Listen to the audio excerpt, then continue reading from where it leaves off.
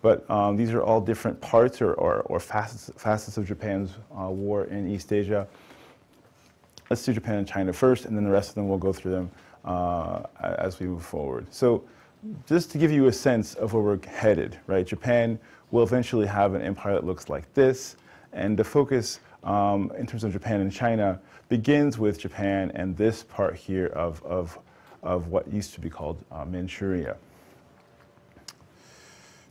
So we talked last class about the Kwantung Army, how they were stationed to protect Japanese interests, investments, properties, etc., in North China, but how they had, for a very long time, been developing this plan or goals of actually occupying this territory, making it part of Japan, if possible, and getting maximum resources out of that territory.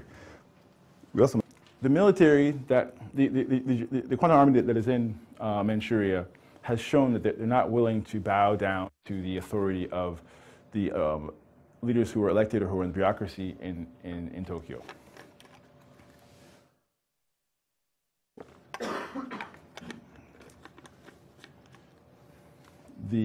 Increasingly, these same groups are also active in Japan proper, and are seeing that their effort to realize a totalitarian Japan that is run by the emperor directly, and that takes care of Japan's people as a whole, and removes all of the bureaucracy and the red tape to rule more efficiently, that it's not working. And they, as I mentioned before, they're willing to turn to a lot of violent means, if necessary, to make this new dream happen, which kind of, again, takes us back to Kitaiki, right, and the idea of revolution and a sort of a semi-anarchist approach to making change happen quickly through violence. And so in February 1936, there is an effort by members of the same Imperial Way faction, the Kodoha, to overthrow Japan's government and take power directly, and then to give power to the emperor directly. So this is an image from that event where hundreds of Japanese army soldiers march onto the imperial diet, and Tokyo obviously was at a loss as what to do. It was only, and they even actually also killed some politicians. So it was a pretty crazy and intense moment. The emperor refused to accept the authority that they were giving him, and he asked them to step down. And because of the ideology that they were practicing, the imperial order to step down was what ended this crisis. Who knows what would happen had they not been willing to follow his orders. So again, very little consequence for these usurpers or these people trying to oust the government and take over the government directly. Only a few officers are imprisoned. There's very little, again, that happens. The emperor doesn't even call for very serious sanctions either. And so this is kind of like the last thing that we see before Japan does go. Let's talk about two more figures who are part of this trend of ideologically elevating Shinto nationalism.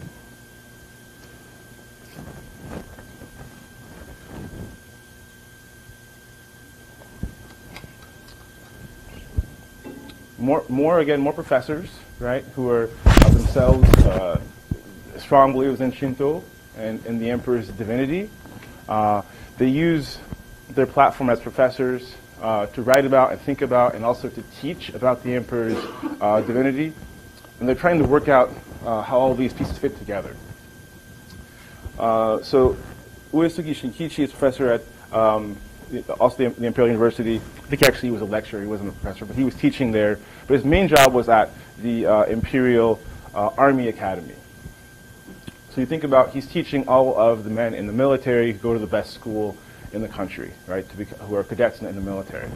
So he's very influential in sort of speaking as well as in his writings. And to sort of simplify very, very quickly, he believes that party politics are getting out of control, that there's no control The population is sort of just unable to get its benefit is not being taken into consideration by the parties that exist. And that the parties will always be corrupt, right? They'll always be viable, corruptible, right? And they're in fact sort of an impediment between the people, who the emperor as a father loves, right, and wants the best for, and the emperor. Democracy for him is part of the same problem, right? The people are unable to express their will, right? There's just different opinions. They don't have the knowledge or the experience, and those who they elect are again always corruptible. So democracy for him is a failure. He's writing this in the 20s, in some papers. This is also one of the things that he's teaching about. He believes that the imperial will is two things. That first of all, it is what the emperor wants, but that the emperor also has the people's best interest in mind, and that we have to sort of remove the middlemen who are separating the people's will from the emperor's will. It's a bit complex, but sort of, you know, to simplify, he believes that if the emperor wants something to happen, that is for sure what people of Japan want to happen. But these are the same thing, right? And this is the imperial will. And why is this ideology important? It's important because we'll discuss today two factions among the military who are looking to create radical change, right? To try and make Japan a new country, a very different country that it's been, and to remove the democracy that's in place. So he inspires young men, and also actually some officers as well of higher rank, to form an imperial way faction, which believes that they can essentially remove all the democracy that's in the way and establish the imperial way by force. And we'll discuss how that happens in a second. Other person I'm going to talk about is Kakei Katsuhiko, another Shinto ideologue, also teaching at the Imperial University. His main job is at the Naval Academy. And he agrees on many points with Uesugi Shinkichi, but he takes it a bit further in trying to sort of clarify what the individual is supposed to do in this context. He believes that the body of the country is the most important, and that you have to sort of maintain that. So he's a bit more moderate than Uesugi Shinkichi, but he believes that there is no individual, right? That we're all part of the same corporate body. It's called corporatism, right? This is his belief, and that Shinto makes this clear, and it's the ideology that unifies people of Japan. He believes that national pride is very important, right? The most important kind of pride is pride in your nation. Obviously, imperial loyalty is important as well. And he believes that Japan has a destiny to shine its enlightenment, if you will, right, on the rest of the world, and that Shinto is an ideology that unites Japan with the emperor as the head priest. And this is actually sort of, he's going back in history trying to make this argument. And his ideas become influential for another group called the Control Faction, mostly members of the Navy, who are also for radical change, but they're okay with a more gradual change, right? They want to see democracy taken away as well. They want to see the imperial will exerted, but they want to see it done in a way that will not throw the country into chaos.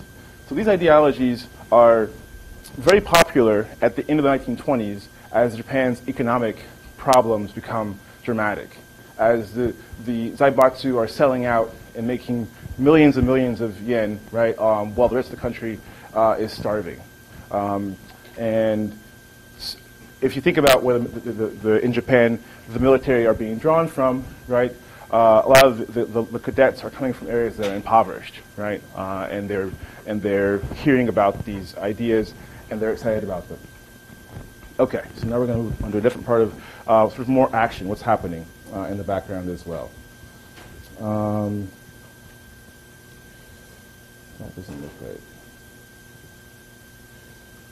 Okay, so In the 1870s, if you guys recall, there were a lot of samurai who were unhappy because they had lost their role as professional soldiers. Right? They'd been replaced by conscripts. There was no role for them in Japan anymore. There was a big rebellion, if you recall, the Setsun Rebellion. There was also a desire to invade Korea to give the samurai a chance to reassert themselves. All that fails, right? So a group of people, samurai mostly from Kyushu, and also some very wealthy figures,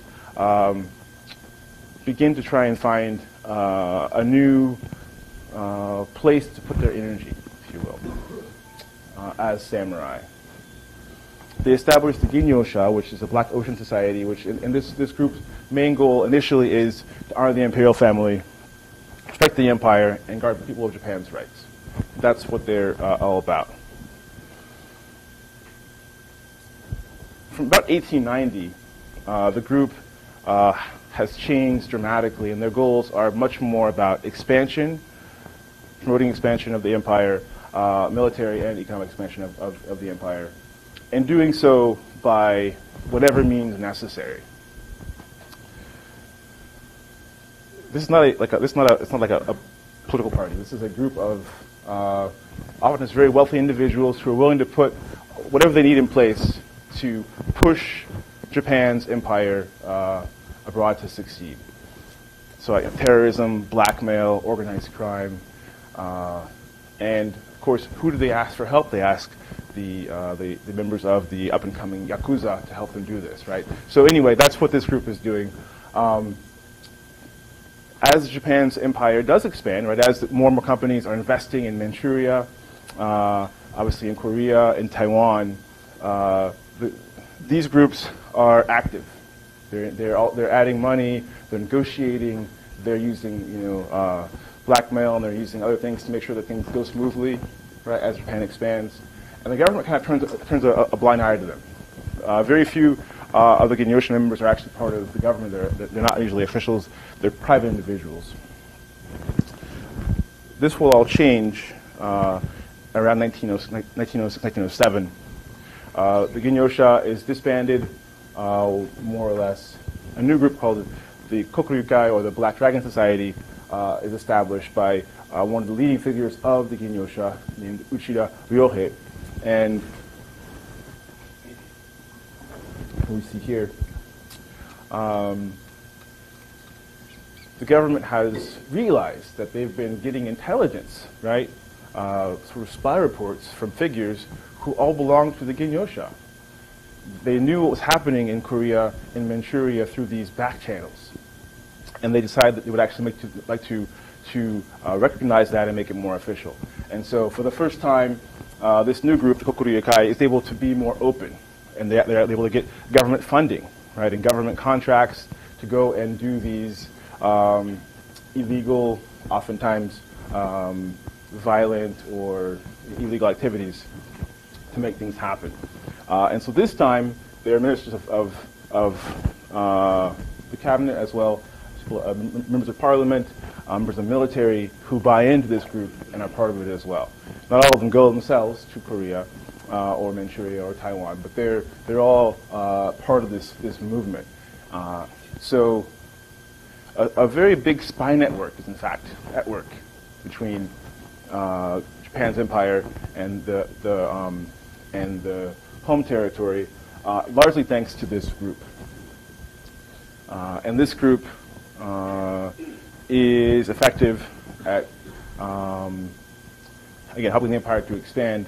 And as we move forward in time, those who are part of this group sometimes will also be okay with other kinds of strategies that are not very legal, right, to try and promote Japan's empire. So that seed is also planted.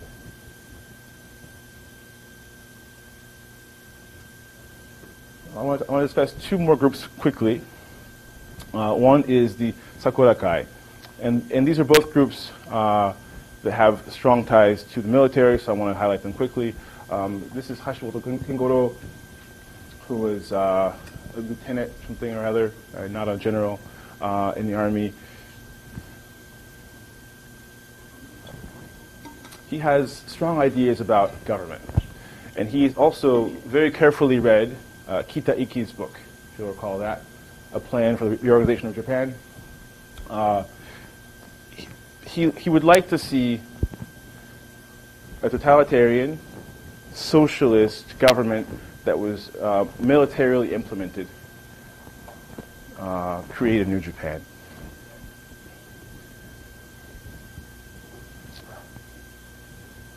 I think scholars we're still trying to figure out to what extent he was influenced by the ideas of Kakeihi Katsuhiko. But in any case, he clearly is, he agrees with the idea that you need to remove all of the middlemen and all the democracy and just create a better world, a better Japan through these kinds of actions. And again, corruption is a big theme here. So in 1930-31, right, the country is still trying to recover from this really big economic crash. Those who are benefiting the most are not sharing the wealth, and it's very visible. And the party politicians, from his point of view, are not helping things. So he's able to convince many in the army, some of whom are under his command, some of whom are not, as well as some ultranationalists, some of whom have ties to the other group I mentioned before, the Kokuryukai, and they decide that they want to take action. So in March of 31, they carry out, they plan a coup. They go in front of the Imperial Diet and they protest, and their goal is to have thousands of people come, right, seeing several also men in uniform, and to force the government to discuss change. This doesn't work.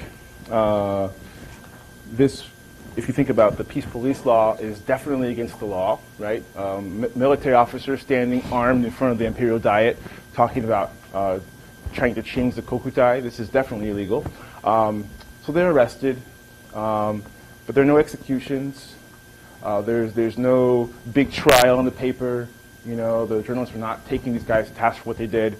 Many of them are just transferred to other units. So this is the first time that we have this kind of, in Japan proper, of almost an uprising that's not punished. So the same people try again, right? In October, they meet in front of the Imperial Diet. This time there are more of them.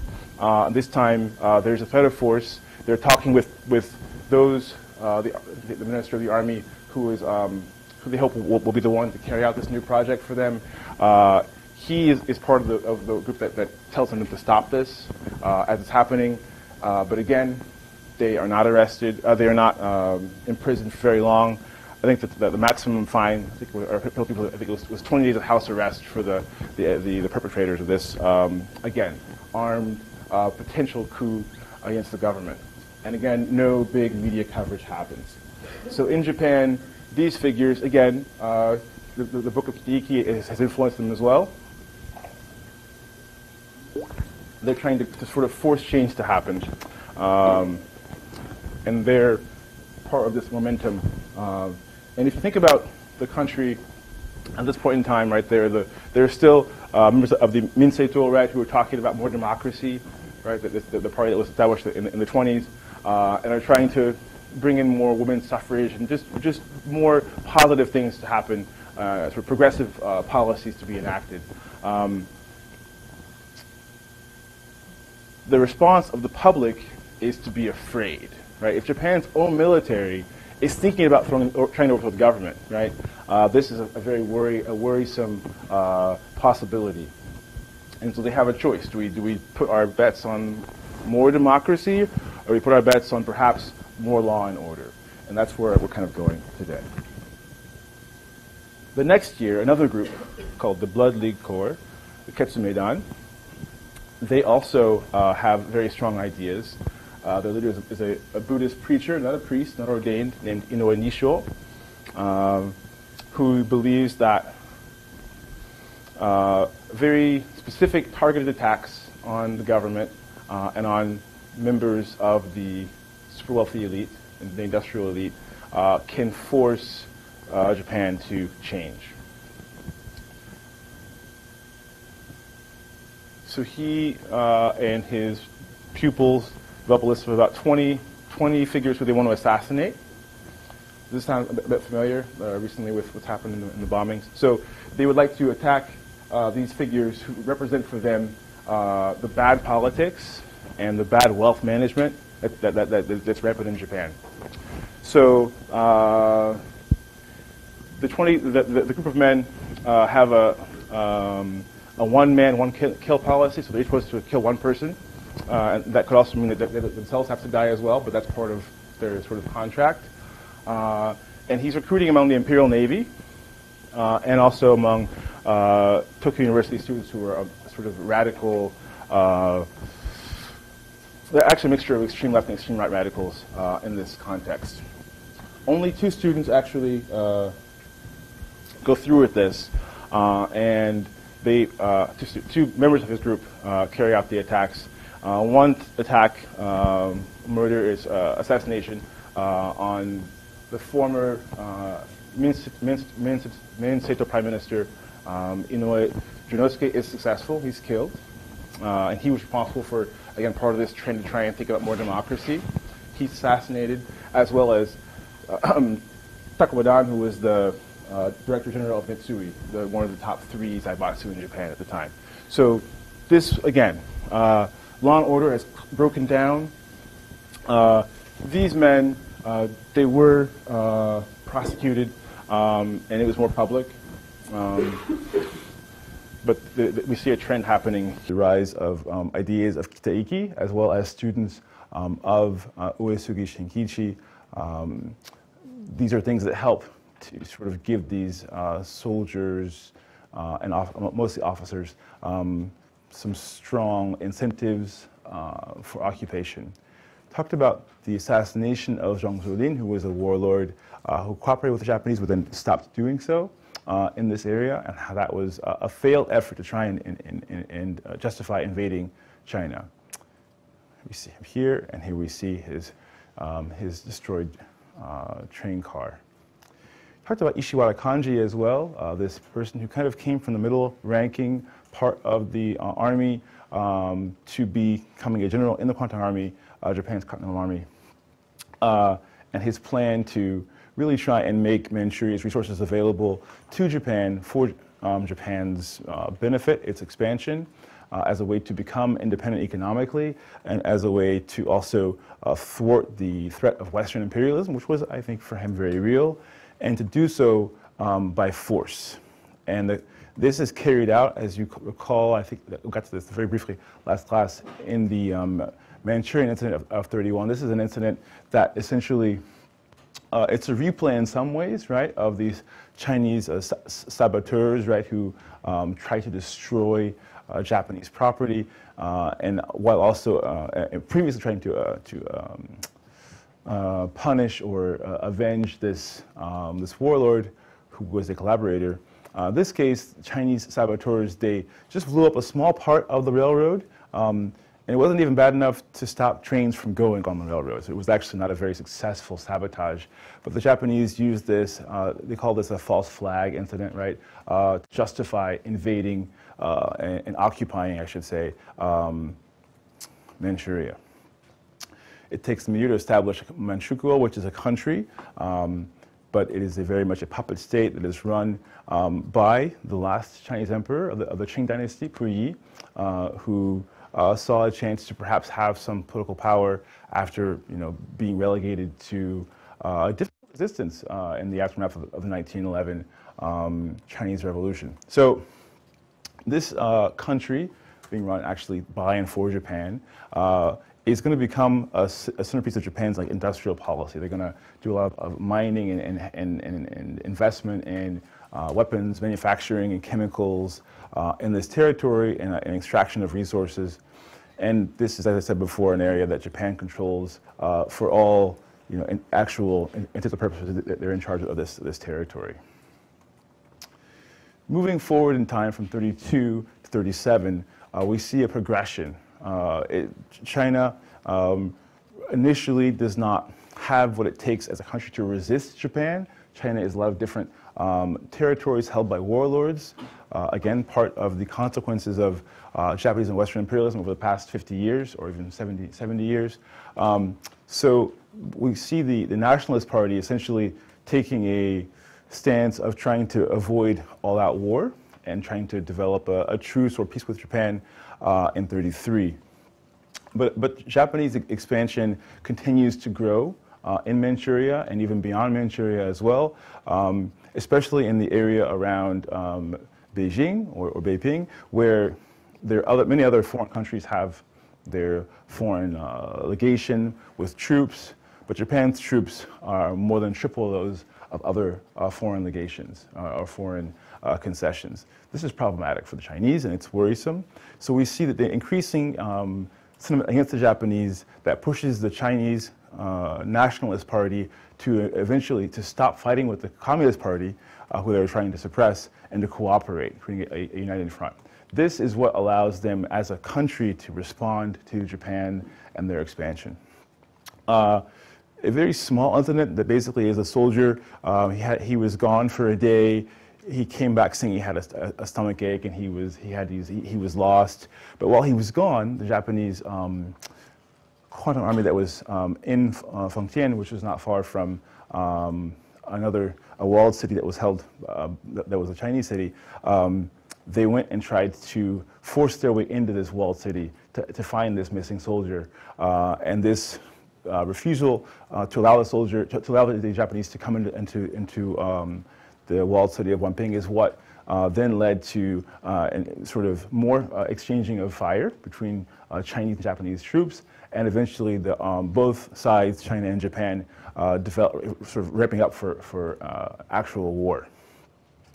And as this is happening, there's increasing calls for Chiang Kai-shek, who is the leader of the Nationalist Party, the Kuomintang in China, to stop giving in to Japanese demands. So it takes, only a couple of weeks in July for this to then become an all-out battle of Beiping-Tianjin, which becomes the first real battle of the Second Sino-Japanese War, which is still a continuation of Japan's fighting in East Asia. I've used this longer period here because Japan is essentially at war through all this period. Small battles and confrontations, skirmishes, as well as all-out war. But they're either at war or trying to get to basically use war to expand territory for this entire 15-year period. So they defeat the Chinese troops in 1937 in July in Beijing, Tianjin, and then they move from there on, planning a full-scale invasion of China. And if we think about, Japan and China, this is very much a mismatch. China has so many more people, right, and manpower, or perhaps even cannon fodder, to make a war of attrition difficult for Japan. But Japan is very confident in their abilities to succeed, so they march south from the capital to Shanghai, which is the major capital of business. And meanwhile, the government of China retreats to Nanjing, and the Japanese continue and they follow them to Nanjing.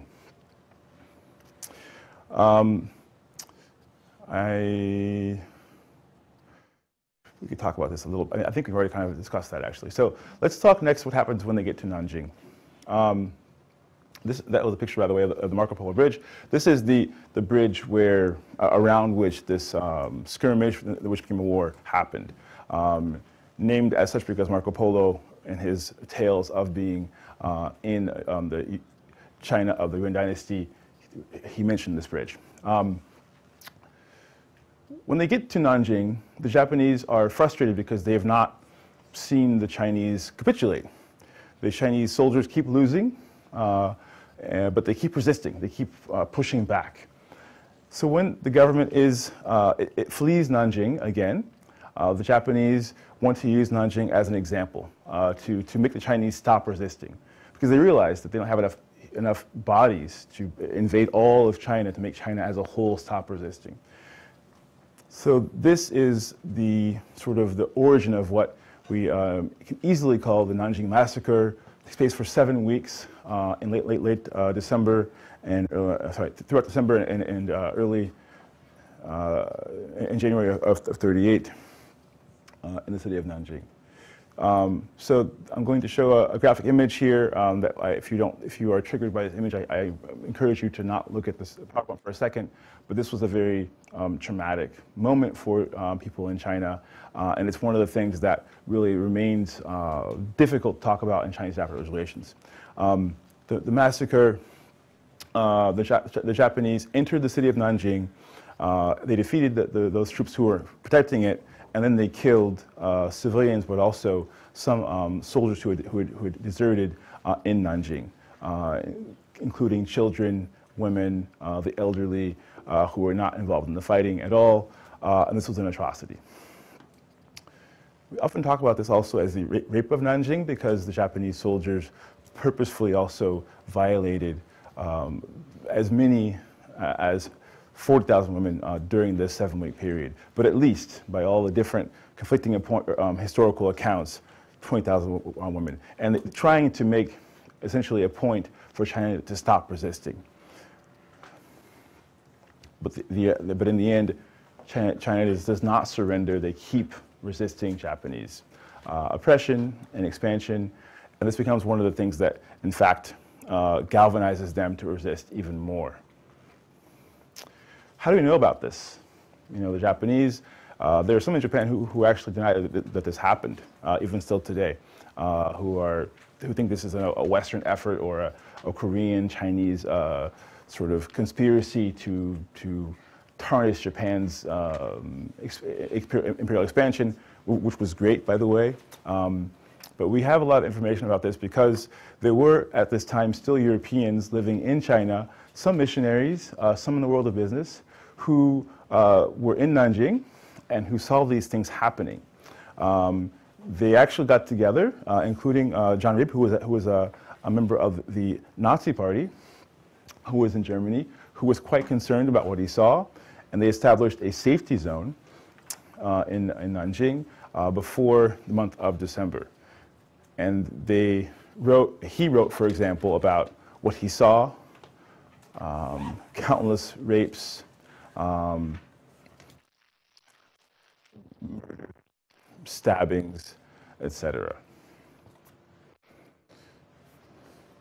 So here we can see that Japan's imperial army in China, which is partially joined by their Korean or the Chosun army, but mostly this is mostly made up of members of the Kwantung army.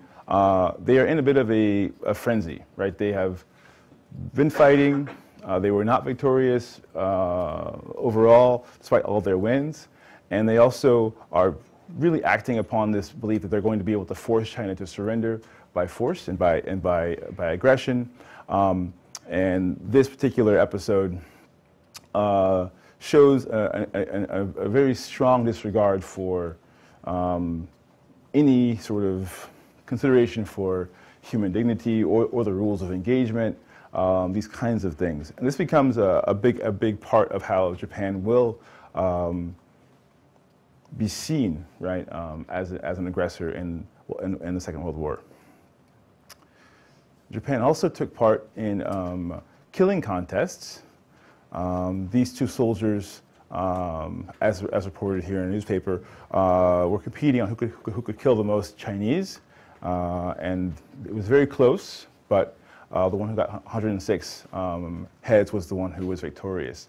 So this is the level of aggression and violence that sort of came out of the ideas of Uesugi Shinkichi, of the anti-Chinese racism, out of Japan's frustration at being kept in sort of a second-class status amongst the great nations, and also at just being frustrated at having to keep fighting.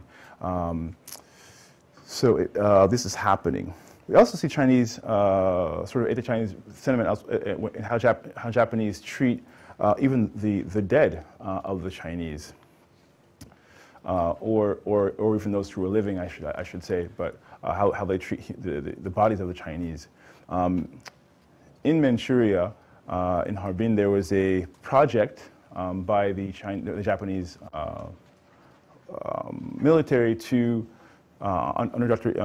Ishishiro to try and understand more about things like plague and cholera and typhoid that were supposed to be for the benefit of all, how to avoid these kinds of epidemics so that Japanese soldiers or Chinese citizens could all benefit from it. But it very quickly evolved into a human experimentation project to develop weapons for biological warfare, infectious disease, and also things like investigating the processes of pregnancy, and the practice also of dissecting living humans, or vivisection, to understand how they work. And of course, the people being used for this experimentation were Chinese men and women who were unwilling subjects in this research. So this was to give you a sense of what's happening in China. There's lots more happening, but this can give you a bit of a sense. And this is also tied to things happening in Japan as well, at Kyushu University, where they're also trying to take this research and to turn it into more things that can be useful for Japan as well, Japan proper. So that's happening there. And we also see that this kind of approach to using people in bodies of the inferior others that Japan is colonizing, this process, it also applies beyond China. It applies, in fact, to Asia as a whole. So I want to go there next. This next part is about Japan and Asia during Japan's 15-year war. Japan essentially promised or had this mandate to uplift Asia and to save it from Western imperialism, to liberate it from Western imperialism, to seek ties of brotherhood based upon some sort of comic pan-Asian identities, and also to help them to achieve independence. Because as you may know, right, all the way from Southeast Asia and Indonesia, the Philippines, up to Korea, these are all, I mean, there's colonies of the French and the British and the Dutch, all throughout there. So they're all seeking independence, and Japan wants to offer that. So the idea of a new East Asian order is put forth by not yet Prime Minister, but soon to be Prime Minister Konoe Fumimaro, in which he would like to see a greater East Asian co-prosperity sphere. In other words, East Asia, by which he's thinking about China and Japan, and in particular, but it includes all of the territories, in fact, around these two major countries and their partners, are going to collaborate together for the betterment of all these different countries. And he makes these promises. He also creates a think tank called the Showa Research Association of Commerce and Industry. And they do actually do some work on things like engineering and commerce and sharing information.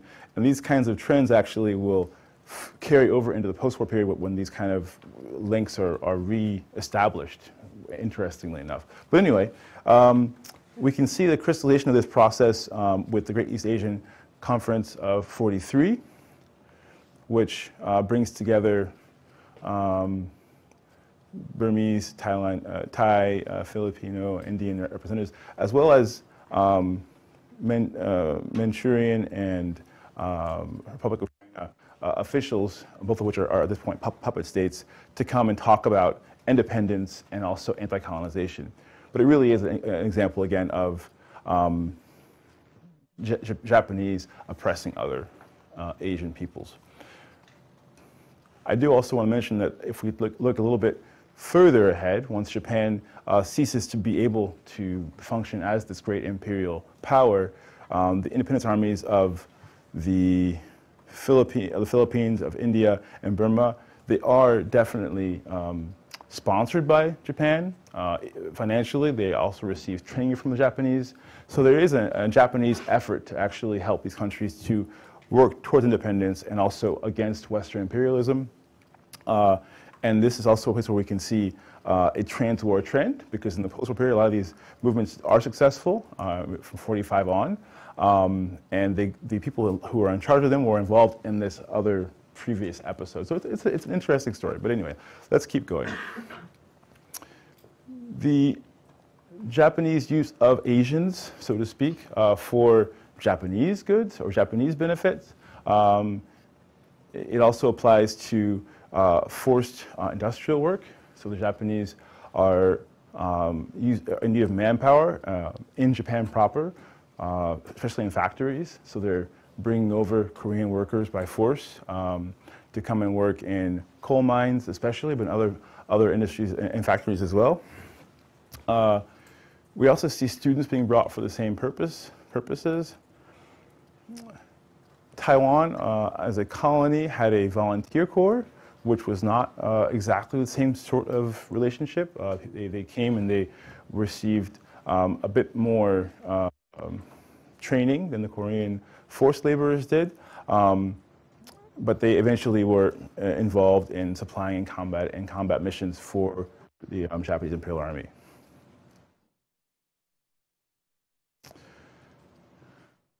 Thinking again about bodies and about using non-Japanese bodies, another very sore topic in talking about Japan's empire is that of comfort women. These are women who were lured through a variety of different means, false job advertisements or abduction, who were brought to comfort stations where they were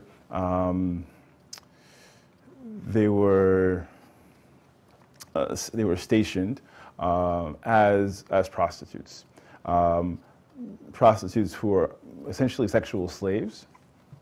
Mostly they came from Korea or China or the Philippines. And as Japan's empire expanded, the Philippines became a bigger part of this picture. The effort really was to try and combat, in fact, the aggressivity that the Japanese had shown in Nanjing with the rapes that they committed there, and overall the sort of atrocity proclivity that seemed to be there by satisfying their sexual desires. And this was actually not a Japanese, unique idea. This was one that a lot of Europeans and Americans also shared about the relationship between gender and violence, and about sex and violence. So we'll come back to that, I think, in a couple of classes, and you'll see that again. But in any case, this is what's happening in Japan's theater abroad, and another area in which Japanese nationalists have tried to deny that this happened. They've tried to say this is also fabricated, but we have a lot of reports of women who in the past 20 years, mostly just before dying, who came forward and talked about their experiences as sexual slaves or comfort women under Japanese imperialism. Here we can see a comfort station, for example, and of course their clients were soldiers, many soldiers, and the pay was very little to none. And their ages range from very young, early teens, up, and that's part of why we have so much evidence of this having happened.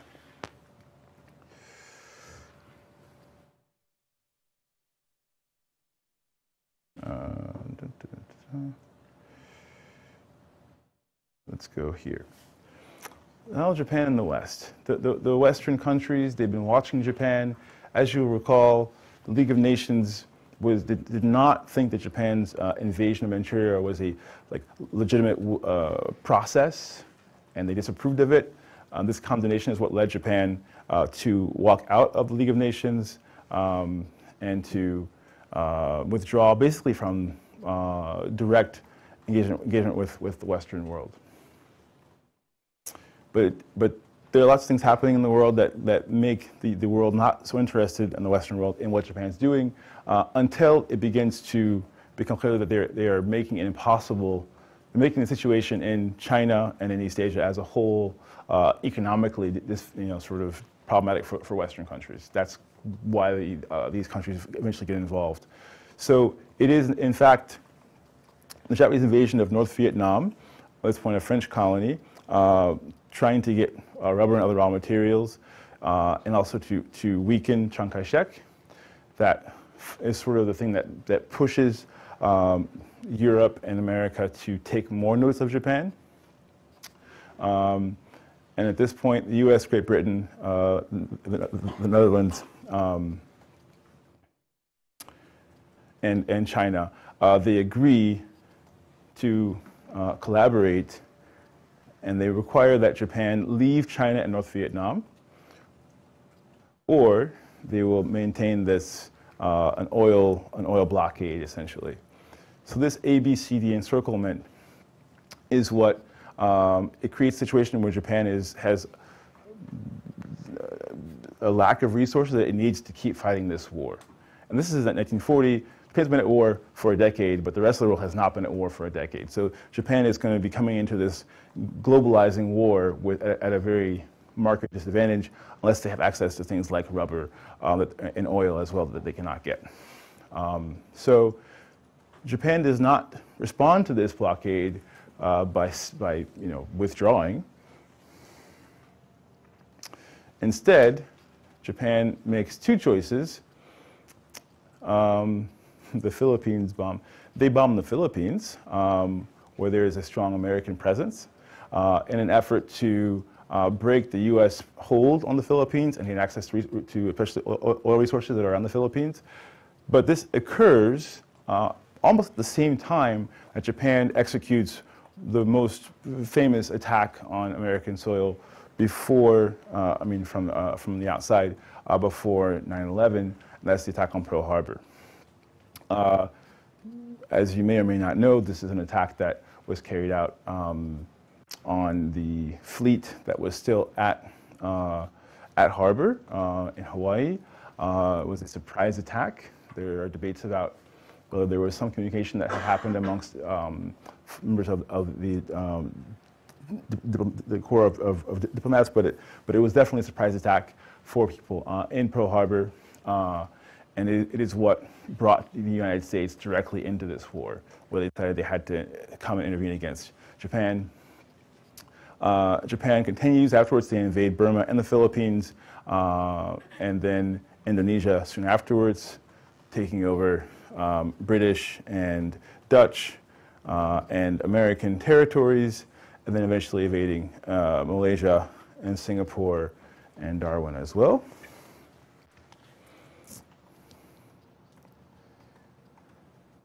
So I want to also mention that this is also a moment where the war is being fought with bayonets and artillery, and also with this point with rape, is also being fought with propaganda. And this is one of the most interesting propaganda sort of competitions that you probably can study in the history of the modern world. The Japanese propaganda was drawing on its own history, all of it, to valorize Japanese martial valor and identity and the samurai tradition, and showing them defeating. This is them defeating, for example, the Pearl Harbor, the Pearl Harbor ships, and behind them we see that these are the Axis powers. These are Germany and Japan are working together here to fight against the West, so to speak. And then on the U.S. side, we have long-standing stereotypes about Japanese, and actually about Asian, Chinese, and Japanese stereotypes that are being used to foment hate, but also sort of a patriotism as well, and sort of support for the war that the U.S. is now engaging in. This ad here applies a lot of racial stereotypes, from the buck teeth to the glasses, to the hardworking abilities of a Japanese worker, and trying to encourage Americans to work better. Another ad that was used to denigrate the Japanese was this one.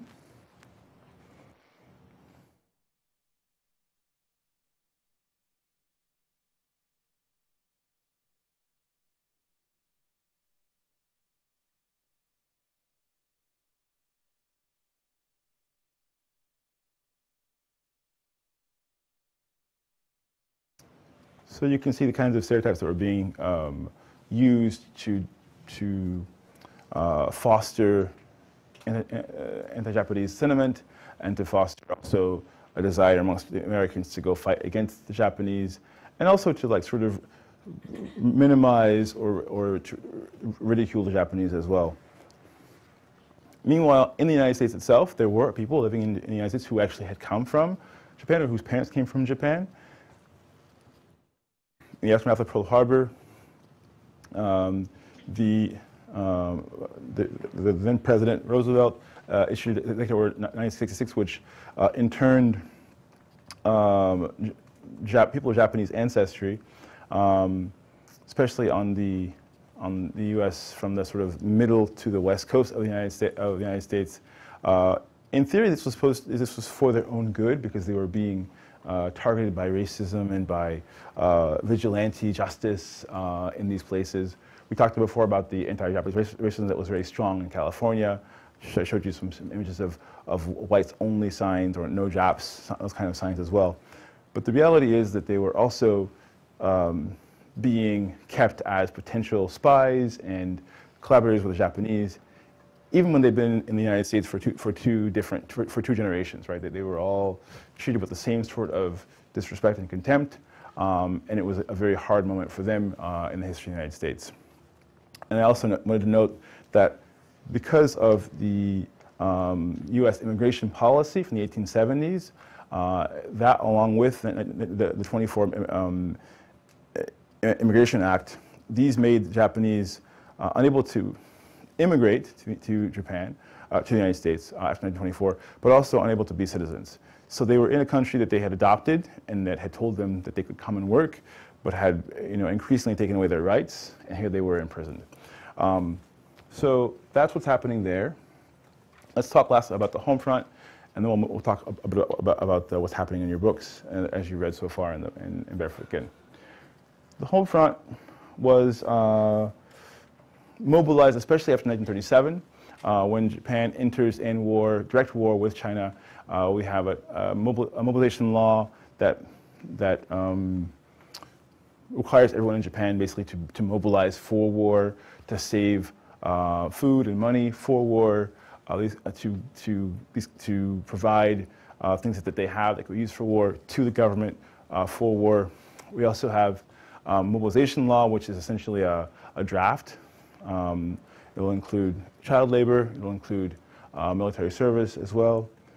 Creation also of an industrial service federation, which is a nationalized version of Japan's labor unions. Another big change that we see.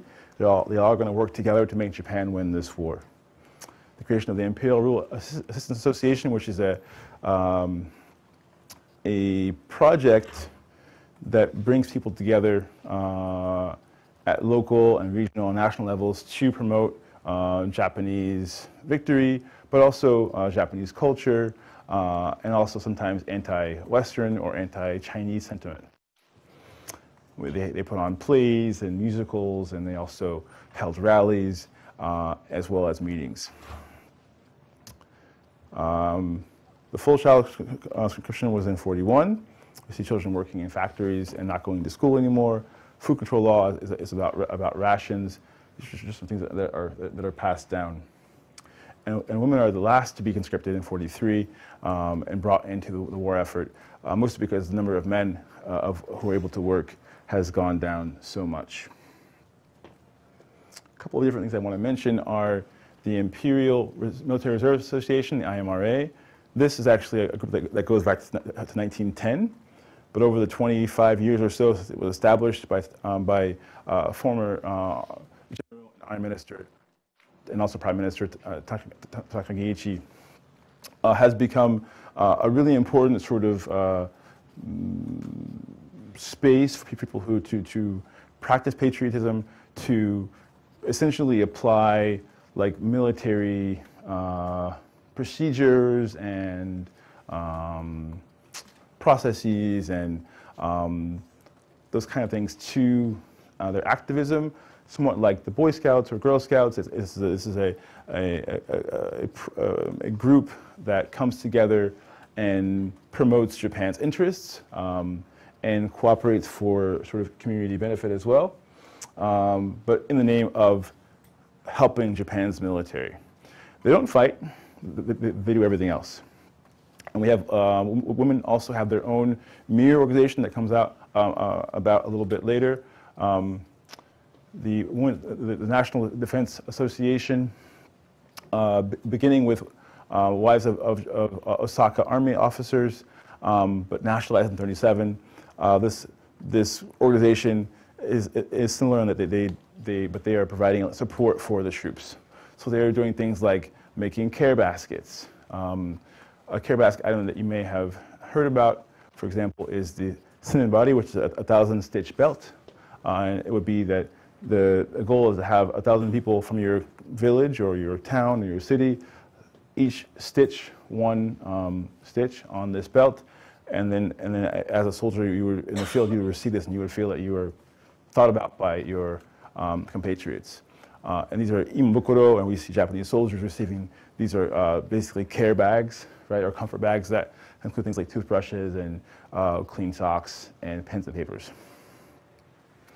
Women were also involved in spear drills, and it was the Japanese Women's Defense Association that was running these spear drills for women, and then men would have their own separate spear drills as well, as you read about.